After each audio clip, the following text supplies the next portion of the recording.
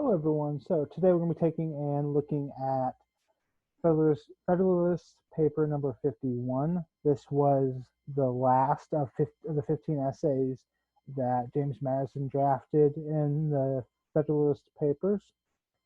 And this one focuses on the great difficulty of founding. And the original text had 10 paragraphs included in the essay. And some of the key takeaways on this particular essay focused on the structure of government must furnish the proper checks and balances between the different departments. So essentially what this one's looking at is checks and balances and the separation of power, specifically arguing in favor of there being a three-branch federal government, as well as there being sufficient checks and balances put into place to ensure that no individual entity would carry with it too much power. So looking at some of the big ideas in this particular text, we have the Constitution created a competitive policy-making process to ensure that the people's will is accurately represented and that freedom is preserved. One of the big arguments made by the founding fathers was that the role of government is to take and ensure that the rights of the people are preserved. That's the goal of government, is to ensure that all the basic rights have been met and are protected. This is also the essay that has coined probably one of the most famous terms in all of American history, as well as all of American political history, which is the quote, "If men were angels, no government would be necessary." This is probably, if not the most famous, one of the most famous quotes that can be attributed to James Madison. As previously stated, this essay focused on the argument for government divided into three branches. So you have the executive, the legislative, and the judicial branch. You have the implementation of checks and balances, whereas each branch should be self-sufficient, equal in power, which is the balance. It also should have some kind of power to take and check the actions over the other branches, as well as to keep them in place and to keep them from taking on too much power. Since this idea of preventing one particular branch of government from becoming too powerful of an entity within the federal government. There's also in this essay that you start to see that James Madison making the argument in favor of the bicameral legislature. So under the Articles of Confederation, one of the big failures of it was that it was only one unified, unicameral, one-chamber legislature, and there was no executive, nor were there any federal court systems. So that was some of the big takeaways from the Articles of Confederation that needed to be remedied and fixed when it came to the drafting of the Constitution. So James Madison in Fed 51 is arguing in favor of having a split two-chamber congressional Congress, whereas you have the lower chamber being the House of Representatives and the upper chamber being the United States Senate, because it's the most powerful branch. It needs to be broken up into more secular parts to ensure that no individual piece of that particular branch has the ability to gain too much power over the rest of government.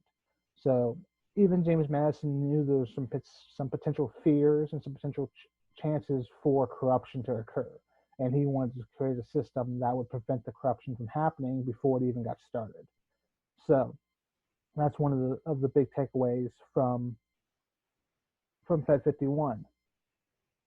In addition to all of these characteristics, there's also the concept of federalism, which helps keeps down the power of factions, a recurring theme from Fed 10, this idea of separation between federal and state government.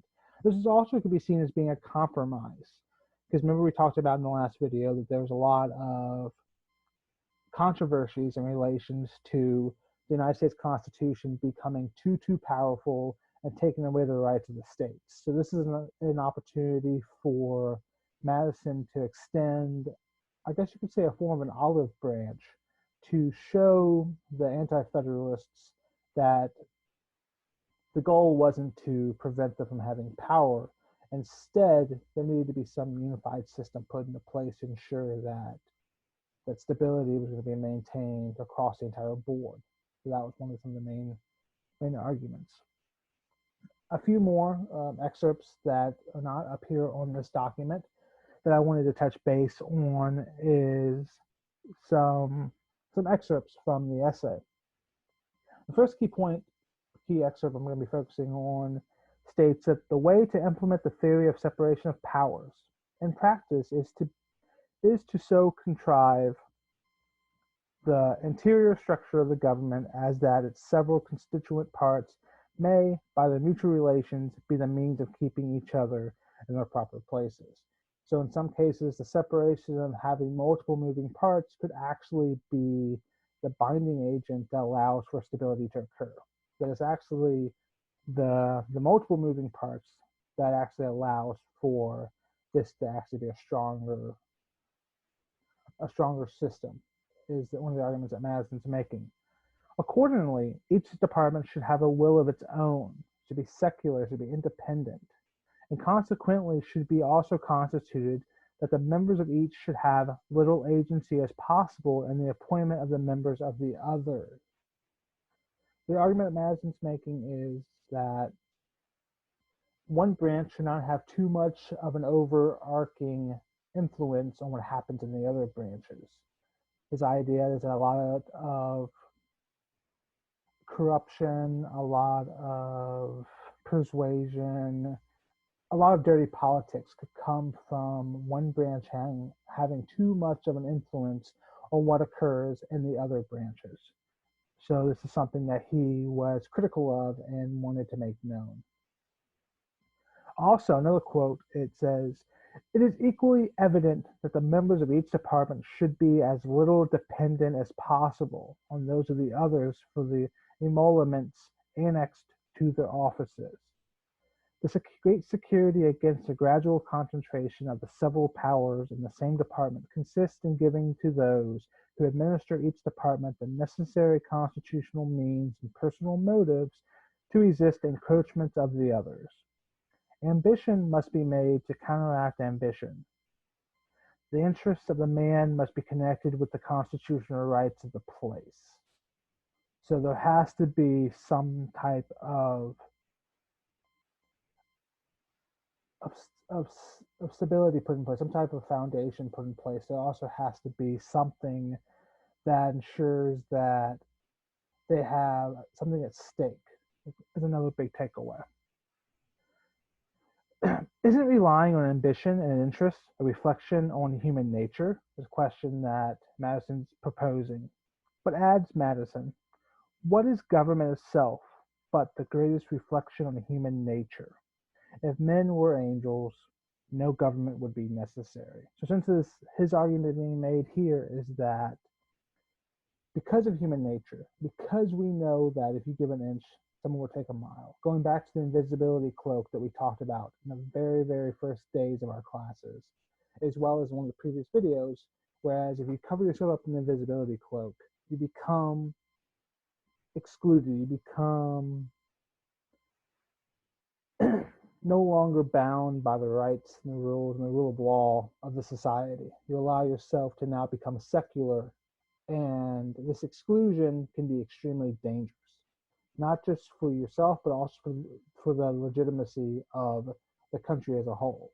This is something that's being focused on. So because we know that if given an inch, you would take a mile, and that people had access to this figurative invisibility cloak, which could potentially happen if government was not put in place, then it just strongly justifies the reasonings for government. Another great difficulty of founding, you must first enable the government to control the governed. So you have to allow for some type of a social contract that allows for the people to be willing to relinquish some of their rights, some of their freedoms, some of their sovereignty to this new government for the government to have any form of legitimacy. And it starts to open up some other questions as well. How do you do that? How do you ensure that this government is viewed as being legitimate? How do we as the people determine that? And there's a lot of different ways that's done. This is something that's typically covered more in the comparative course. However, we're going to focus on it a little bit today. Whereas you take and you do this through fair elections, you do this through policy making, you do this through diplomacy, you do this through the peaceful separation, peaceful exchange of power from one entity to another. These are different ways that you can go about this. And in the next place, oblige it to control itself. So you must first enable the government to control the governed. So the government must first be given power. And then next, you must oblige it to control itself. So not only give it the power over the people, but also give it the power over itself. And a dependence on the people is no doubt the primary control of the government. This is reinforcing the notion that it's the government by the people. The people control the government. They determine the limits of the government because they are the ones that relinquish their freedoms to the government, and the power that the government has is only within the confines of what the people were willing to relinquish. So that's something to pay close attention to. But experience has taught mankind the necessity of auxiliary precautions. So we know that giving power to a government and then giving the government the ability to oversee its own actions can potentially lead to corruption and ultimately a diffusion of power take more power taken away from the people. So this is something that has to be treated very, very lightly that we're going to be focusing on. Okay, so another excerpt is this policy of supplying this power. By opposite and rival interests, the defect of better motives might be traced through the whole system of human affairs, private as well as public. Madison calls this policy inventions of prudence. In addition, in a republican government, the legislative authority necessarily predominates. Thus, it is not possible to give each department an equal power of self-defense. So, what Madison is stating here is that he already knows that no matter what we try to do about equal power, equal responsibility, equal checks, there's always going to be an increased amount of influence and power and control that's inherently given to the legislative branch that is higher than that of the other branches. This kind of trickles back to his notion of why we need to have a two-chamber Congress to prevent this power of the masses, essentially, power in numbers.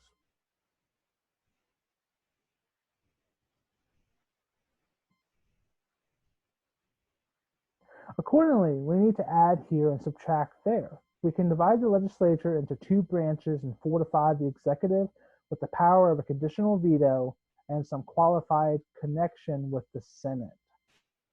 So he's voicing here his argument that we need to take and have a separation not just of powers within the federal government and the chambers, but also having a separation between that of the legislature.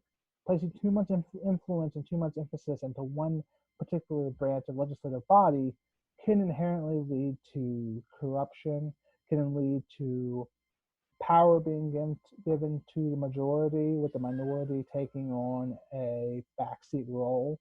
And this could be very, very counterproductive because, as we all found out, what is popular doesn't necessarily always equate to what is right.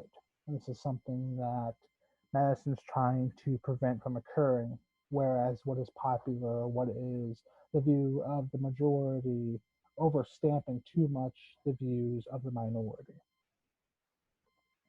The general government comes closer to passing the self-defense of each branch test than do the state governments. So this idea that if we place more power into the federal government has a better chance of ensuring that separation of powers occur and that we actually can have a functioning iron triangle put into play than that of the state governments. It has a better track record in relations to that. First, America is a compound republic rather than a single republic. This provides for double security. To the rights of the people, the different governments will control each other at the same time that each will be controlled by itself. So what he's talking about here is a separation, not just the federal level, but also the separation between federal and state powers. Federalism, dual federalism, you had layer cake federalism, you had marble cake federalism, the blending of powers, the separation of powers. And because we have this in place with clear blended powers between the two and clear separated powers between the state and federal government, we take and these different governments can control each other while also controlling themselves. That's something that he's focusing on here. Secondly, there are only two ways to combat the evil of majority faction. So going back to the factions that we covered back at Federalist 10, he's talking about them again. By creating a will in the community independent of the majority. Creating an authoritative source dependent on the society. But here is the essence of the American experiment. The society will be broken down into many parts, that it can contain a vast number and variety of interests. To repeat, the American society will be broken down into so many parts, interests and classes of citizens, that the rights of individuals or the minority will be in little danger from interested combinations of the majority. Echoing Federalist 10, Madison says the security for civil rights must be the same as that for religious rights. It consists in that one case in the multiplicity of interests, and in the other in the multiplicity of sects.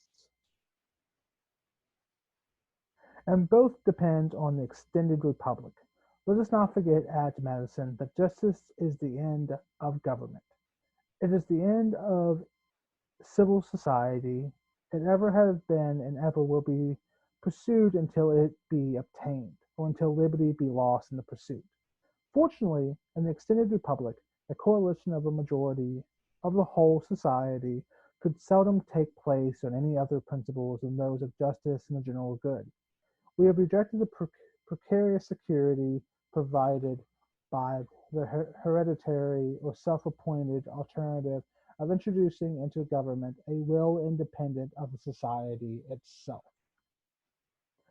So what he's arguing here is that if we take and we break up power amongst all the different factions, we break them up into small enough groups that eventually they'll be broken up so much that the ability and the presence of factions would be impossible. And even if there were a faction that would come rising up through one of the sectors, there would be so much of a separation amongst the rest of the government that the ability for it to be one unified movement would be almost impossible. So that's a breakdown of Federalist paper number 51. In the next video, we're going to be focusing on one of Alexander Hamilton's contributions to the Federalist paper. We're looking at Federalist paper number 70, and this one focuses on the idea of a strong and energetic executive branch of government. And then we'll be moving on from there. Until next time, happy government.